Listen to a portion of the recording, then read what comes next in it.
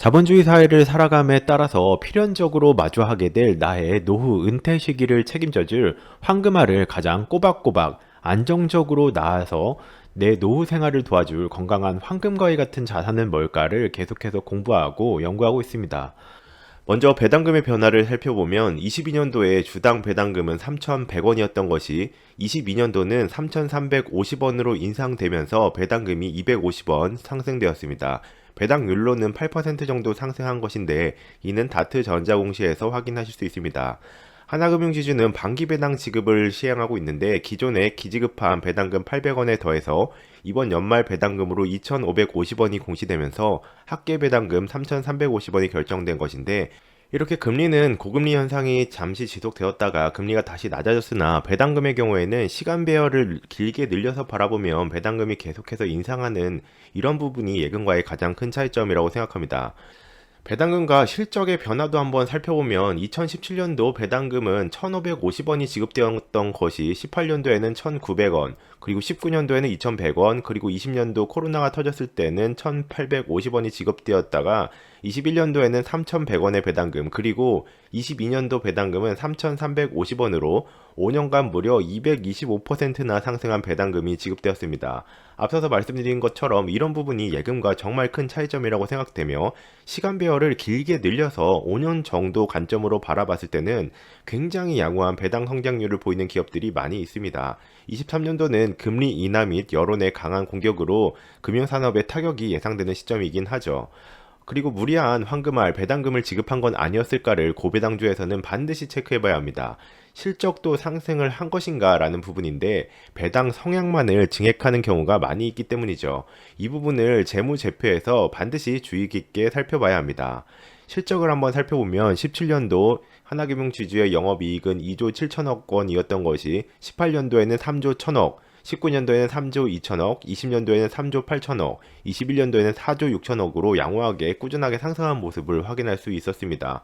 그리고 22년도 영업이익은 다트전자공시에서 공시된 것이 4조 7천억 원으로 해서 17년도 영업이익이 2조 7천억 원이었던 것과 대비해서 170%나 상승한 모습이었습니다. 순이익 또한 상승한 모습이었고요. 네이버 재무제표의 반영이 굉장히 늦게 되는 측면이 있습니다. 그래서 실적 발표 시즌마다 다트전자공시에서 좀 빠르게 확인하는 것을 추천드립니다. 금리가 다시 낮아지고 있고 여론의 공격을 세게 받은 올해가 굉장히 금융산업이 중요하다고 생각되는 시기입니다. 1,000만원 투자 시에 배당금 1차적인 목적지가 되는 1,000만원 정도 투자 시에 배당금을 계산해보면 주가가 3월 14일 기준으로 금융산업과 코스피 모두 굉장히 많이 빠져서 41,050원 기준으로 이제 계산이 들어가면 약 243주의 지분을 획득할 수가 있습니다. 주당 배당금 3,350원을 대입을 해보면 배당금은 81만원을 세전으로 수령할 수 있어서 배당률은 무려 8.1%에 달하는 상태였고 세후 배당금으로 세금을 다 뗀 후에도 69만원을 수령할 수 있어서 세후 배당률로도 6.9%가 나오는 굉장한 고배당률 상태입니다. 경쟁 자산들과 비교할 때 체감되는 금액인 1억 기준으로도 계산을 해보면 2,430주의 지분을 획득할 수 있어서 주당 배당금을 대입하면 816만원의 배당금을 세전으로 수령할 수 있고 그리고 세후로는 697만원이라는 배당금을 세후로도 수령할 수 있어서 굉장한 메리트가 있는 상태였습니다. 이렇게 살펴보면 세전과 세후의 배당률 갭 차이가 무려 1.2% 차이가 나게 됩니다. 1억 기준으로 배당금 수령액 기준으로도 100만원 이상 차이가 나는 것인데 세금 관련 팁으로는 배당금 비과세 만들기 ISA 1탄을 좀 활용해 보시면 이런 개별 주식 투자를 할 때도 400만원의 배당금 수령액까지는 비과세 적용을 받을 수 있습니다. 이 금액을 월평균 금액으로 환산을 들어가 보면 12개월로 나누어 보면 나눈 후에도 무려 월 배당금이 세전 68만원, 세후 배당금으로도 57만원이라는 자본소득을 얻을 수 있는 상태죠. 비과세 관련 팁을 좀 상세하게 더 설명드리면 ISA 계좌에서 투자를 하시면 매년 400에서 200만원까지 개별 주식 배당금 비과세를 받고 이후에도 15.4% 세율이 아닌 9.9% 저율과세 적용을 받을 수 있습니다. 위에서 살펴보신 것처럼 비과세 효과는 배당 수익률 측면에서 특히 상당한 차이를 발생시키기 때문에 귀찮아도 꼭 활용하시는 걸 추천드립니다. 8.1% 배당금이라니 올해 금융사들의 실적 둔화와 하락이 예상되는 시기이긴 하지만 실적을 꽤 괜찮게 선방해내는 기업은 오아시스 같은 존재가 될 수도 있다고 생각을 하고 있습니다. 그리고 금융산업은 자본주의의 대표 산업이자 대표적인 자본주의의 고배당 산업인데 23년도의 실적과 배당금이 설령 반토막이 난다고 해도 4% 이상의 배당률을 보이고 있기 때문에 예금 정도의 배당금을 수령할 수 있는 상태라고 생각됩니다. 그리고 3년과 5년 뒤 주요 금융산업의 모습은 어떤 것일까를 생각해 볼 필요가 있는데 금융산업의 경우에는 올해 안 좋을 확률이 높다고 판단되지만 자본주의 시스템의 핵심 산업이고 그리고 가장 수혜를 받는 기업 중 하나이기도 합니다.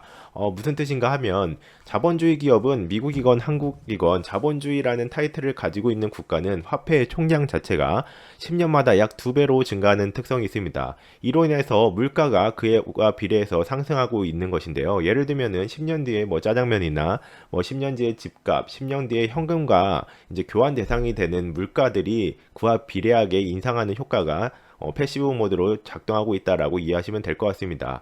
10년 뒤에 물가 상승에 비례한 대출 금액이 그렇다면 증가하게 될 수 있겠죠. 예를 들면은 집값에 대해서 똑같이 50% 정도를 평균적으로 대출을 받는다라고 가정했을 때 10년 뒤에 1년 뒤나 2년 뒤 이럴 때는 지금 사실 부동산도 안 좋고 한데 여러 가지 물가들이 평균적으로 상승하면서 국민들의 대출 금액 자체, 총량 자체가 증가할 확률이 굉장히 높다는 의미이기도 합니다. 집값과 집값이 꼭 아니더라도 물가, 자동차 대출이라든지 신용카드라든지 이런 사용 총량 자체가 증가할 확률이 높다는 의미인데 이런 부분들이 대출하는 기업들에겐 굉장히 높은 실적 상승 요소로 작용합니다. 하지만 이와 반대되는 단점으로는 인구 감소율 같은 것을 들 수 있는데 예를 들면 인구가 감소하면은 점점 이 파이가 줄어드는 것 아니냐 이런 의견이 있을 수 있죠. 하지만 이 부분은 한번 생각을 잘 준비해 볼 필요가 있는 게 10년 뒤에는 물가는 평균적으로 항상 자본주의에서는 2배 상승을 했다라는 부분과 10년 뒤에 과연 우리나라 인구가 예를 들어서 5천 명이던 것이 2,500만 명 수준으로 절반으로 감소하진 않을 것입니다. 위의 정보들도 중요하지만 결국 투자자들이 중요하게 생각해야 할 부분은 그래서 모든 걸 종합적으로 고려해서 올해와 그리고 내년 미래 실적은 어떻게 될 것인가 이 부분이라고 생각합니다. 상승할까 또는 하락할까 같은 부분이죠.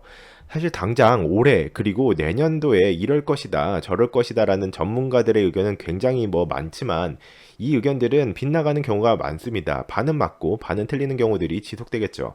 그런데 한 5년 또는 10년 정도 뒤는 어떤 모습일까요? 저는 이것을 좀 시간 배열을 늘려서 생각을 해보는 것을 좋아합니다. 결국 어떤 기업에 지분을 투자한다는 것은 그 기업의 산업과 그리고 기업의 실적 변화에 따라서 주가가 상승하거나 하락할 것이며 이 부분이 대표적으로 기술주 같은 투자에 대해서 영향을 많이 받겠죠. 그리고 배당주 투자 또한 개별 회사 주식에 투자를 하는 것이기 때문에 사실 이와 유사하게 생각을 해야 됩니다. 기업의 실적과 산업의 성장 또는 하락에 따라서 배당금이 실적에 비례해서 상승하거나 하락하기 때문이죠. 미래 배당률은 어떤 모습일까요? 과거 5년간 실적과 배당금 상승률을 실제로 반영하여 연평균 배당 상승률을 대입한 계산 시나리오입니다. 예를 들어서 1억 원을 투자한다고 가정을 했을 때 이렇게 좋은 실적을 낸 자본과 시간이 결합이 되면 어떤 복리 효과가 나타나는지를 알아보기 위한 계산입니다. 하나금융지주의 배당금은 앞서 말씀드린 것처럼 2017년도 배당금은 1,550원이었던 것이 5년 뒤 22년 배당금은 3,350원이 지급되면서 2배 이상 껑충 상승한 모습이었죠. 이번 대상은 너무 높은 상승률이긴 했는데요. 그래서 이번 케이스는 연평균 배당금 상승률을 13% 정도로 대폭 차감하여 반영하여 보수적으로 계산을 들어갔습니다. 자, 이 시나리오는 원금 1억 원을 투자한다고 가정했을 때 현재 주가 41,050원을 대입하면 주식 수량으로는 2,436주를 보유하실 수가 있게 됩니다. 이를 현재 배당금인 3,350원의 배당금을 지급받는다고 가정하면 1년이 경과했을 때 세후 연 배당금은 앞서서 말씀드린 것처럼 690만원 정도를 수령하실 수 있게 됩니다. 자, 이후부터가 중요한데 이 690만원어치를 이거 원금에는 더해지게 되겠죠. 1억 690만원이 1년 뒤에 원금이 총액이 증가할 것이며 이 690만원어치를 41,500원, 1% 정도 주가가 상승한 41,500원에 재구입하면 주식 수량은 내년도에는 기존에 2,436주였던 것이 배당금을 690만 원 받아서 샀기 때문에 2,576주로 약 130주, 140주 정도 주식 수량이 증가하게 됩니다. 그리고 배당금 또한 이렇게 주식 수량은 배당금을 사서 구매한 것이니까 당연히 늘어난 것인데 이 2,576주에 대한 배당금 또한 앞서서 살펴보신 것처럼 이 하나금융주주의 경우에는 거의 매년 계속 상승을 했기 때문에 그보다 더 차감 계산해서 13% 정도 연평균 상승률을 보였다고 하면 3,350원이었던 배당금은 3,800원으로 이제 증가를 하기 때문에 늘어난 주식 수량인 2,576 곱하기 배당금, 주당 배당금 3,800원을 대입을 하면 1년 뒤에 연말 가서 배당금을 수령 받으시는 시기가 이제 배당락 이후에 결정이 되면 828만 원의 배당금을 수령할 수 있게 되는 것입니다. 이렇게 봤을 때는 무려 1년 이상을 기다려야 되는데 뭐 배당 수익률이 아무리 좋아봤자 뭐 10%는 되지 않기 때문에 뭐 나는 고작 그런 걸 바라면서 주식 투자를 하는 게 아니야 라는 분들이 주변에도 굉장히 많습니다. 1년 뒤까지는 사실 굉장한 메리트가 체감되지 않는 것도 사실이죠. 굉장히 느림보 같은 모습이라는 편견이 배당주에 많이 갖고 있는 것 같습니다. 그런데 그 1년 뒤에 배당금을 한 번 더 계산해 보면 좀 얘기가 달라지는데 이 828만 원의 새우 배당금을 재투자해서 2년 뒤로 흘러가면 원금이 1억 1,500만 원. 이것도 2년 뒤에 원금이 겨우 1억 1,500만 원. 애초에 한 주식을 사놓고 2년간 기다릴 수 있는 투자자가 그렇게 많지 않으며 그리고 2년간 기다렸는데도 원금 1억 원이 1억 1,500만 원으로 증가한 것이 이것이 누군가는 굉장하다고 판단을 하고 누군가는 아유 내가 2년을 기다렸는데 15% 수익률 그러면서 이제 주변에 2년 정도 기다리면은 폭등하는 뭐 이런 주식들도 많이 보이기 때문에 옮겨가는 사례들이 굉장히 많습니다. 그래서 제가 이 배당주 투자를 할 때는 꼭 이런 시나리오들을 이제 계산을 해보는 편인데 그렇다면 배당주 투자자 입장에서는 어떻게 되느냐? 2년 뒤에는 2,436주였던 주식 수량이 배당금을 재투자를 하면 2,749주로 증가를 하게 되죠. 이게 뭐 별로 체감되는 수치는 사실 아닙니다. 그리고 연평균 배당금 상승률인 13%를 대입을 하면 한 주당 배당금은 2년 동안 기다렸을 때 3,350원이었던 것이 4,300원으로 뭐 1,000원도 증가를 안 한 게 되죠, 사실. 이 부분도 저는 굉장하다고 생각이 되는데 어떤 이제 절반 이상의 분들은 이 시나리오를 보더라도 아유 그렇고 기다리면서 난 투자를 하지 않겠다 이런 방식이 됩니다.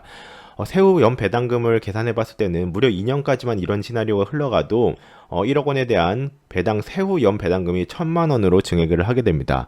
엄청난 결과라고 저는 생각을 하는데 여기까지를 사람이 계산해내지를 못합니다. 그리고 5년 뒤까지로 이렇게 쭉쭉쭉 흘러갔을 때는 더더욱 사람이 계산을 해내지 못하는데 원금이 무려 1억 5,200만 원으로 증가를 하게 되고 5년간 투자 수익률이 1.5%인 것이기 때문에 사실 그렇게 높은 수익률은 아닙니다. 하지만 배당금 부분을 저희는 주목을 해볼 필요가 있겠죠. 주식 수량이 3,537주로 증가를 했고 그리고 연평균 배당금 상승률이 반영되면 5년 뒤에 배당금은 6,200원으로 증가하는 시나리오가 됩니다. 이렇게 살펴보면 5년 전에 배당금이 3,350원이었는데 5년 뒤에 배당금이 6,200원, 2배까지도 상승을 안 한 시나리오, 보수적 시나리오이기 때문에 이 정도 상승률은 사실 어느 정도 비슷한 사례들이 주요 금융지주와 통신 3사에서도 발생하고 있다는 모습을 살펴보실 수 있는데요. 이 정도 시나리오만 흘러가도 1억 원에 대한 세후 배당금이 5년 뒤에는 무려 1,855만 원으로 증가하게 됩니다. 이것이 좋은 배당주 자산과 시간과 복리가 결합됐을 때 저는 놀라운 사실이라고 생각을 하는데 이것은 사람의 머리로 대충 계산해서는 전혀 계산이 되지 않는 영역입니다.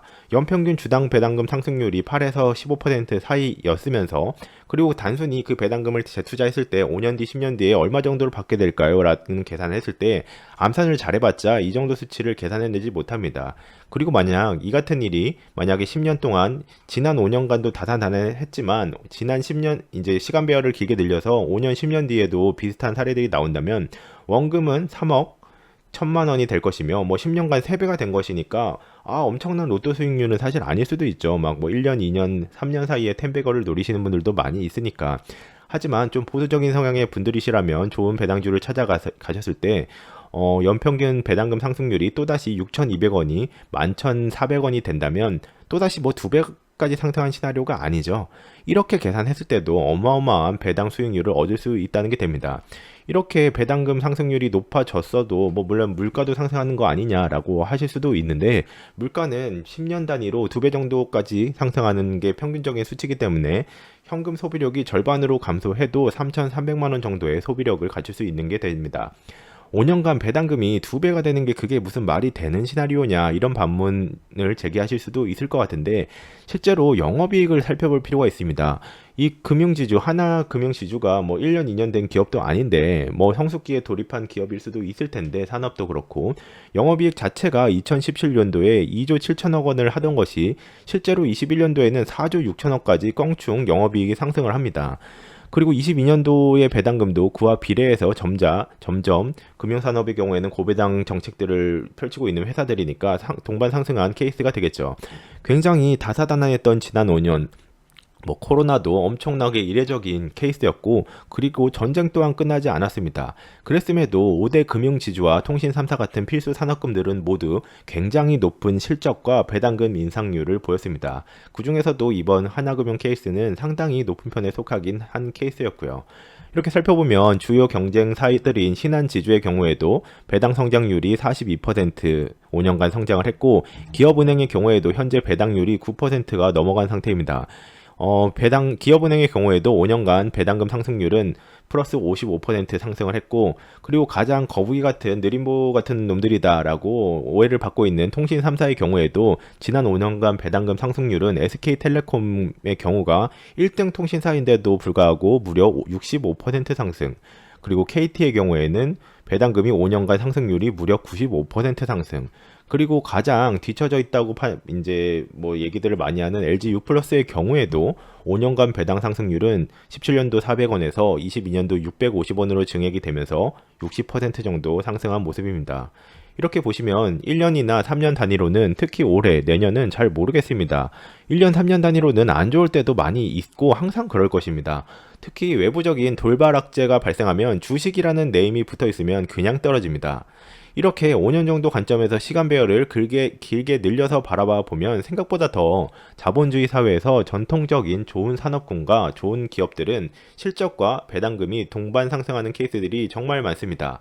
이 이유에 대한 저의 생각은 앞서서 언급드린 자본주의 시스템 자체에 있는데, 화폐 총량 자체를 미국과 한국이 앞으로도 계속해서 증가시킨다면 10년 뒤에 화폐 총량, 즉 한국 돈 하나와 미국 돈 달러가 10년 뒤에는 총량 자체가 2배로 늘어난다면, 이건 자본주의 부루마블 게임에서 사기적인 게임률이 작동하고 있는 것이라고 저는 생각을 하는데, 그리고 이것은 자본주의 사회에서 늘 일어났던 일입니다. 자본주의가 사라지면 이 게임률이 사라질 수도 있겠지만, 뭐 돈과 교환되는 대상들의 가치가 상승한다, 이것은 굉장히 뭐 널리 알려진 사실이죠. 물가 상승과 자본 가격이 상승한다는 것인데, 이번 코로나 사태 때도 자본가들은 정말 어마어마한 이득을 챙겼다는 소식을 한 번쯤 들어보셨을 겁니다. 특히 자본주의의 중심인 미국, 이 미국은 헬리콥터 머니 수준으로 돈을 막 그냥 살포하듯이 뿌렸으니 자산 가치는 강제적으로라도 상승을 한 것인데, 이 부작용은 주기적으로 터지는 편입니다. 단지 언제 터뜨릴지를 모를 뿐이죠.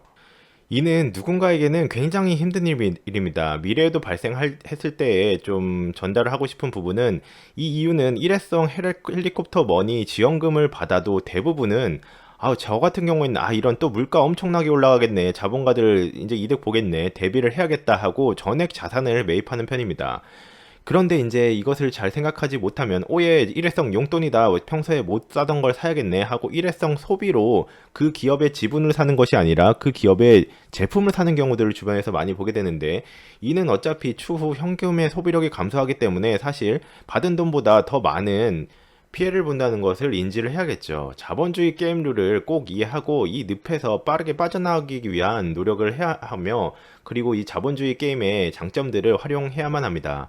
마지막으로 금융산업은 어떤 리스크가 존재할까를 살펴보면, 금융사 간 경쟁에서 당연히 밀리기 시작할 수도 있습니다. 자본주의 사회에서 금융산업은 굉장히 오래되었고 반강제 필수 산업이기도 하나, 뭐 대출이 없는 사람이 거의 없는 사회 구조이긴 하죠. 당연히 먹거리 경쟁이 치열할 것입니다. 예를 들면은 뭐 신한지주, KB금융, 우리금융지주, 뭐 기업은행 등등등등 저축은행까지 합치면 이 산업에서 경쟁하고 있는 회사들이 60개가 넘습니다. 맞추기가 좀 어렵긴 하겠죠. 하지만 그런 경우가 리스크도 높고 수익률도 높을 수는 있습니다.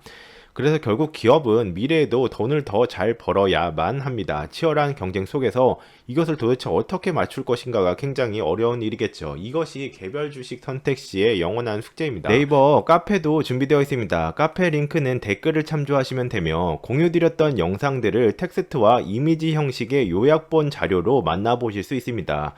팁으로 영상 시청이 부담되는 회사에서 활용하실 수 있으며 네이버 카페를 앱으로 검색하셔서 설치 및 활용하실 수도 있습니다. 추가로 실제 투자를 진행 중인 브이로그와 포트폴리오 현황도 준비가 되는 대로 정기적으로 공개를 드릴 예정입니다. 오늘도 긴 영상 시청해 주셔서 감사드리며 다음 편에서 뵙겠습니다. 감사합니다.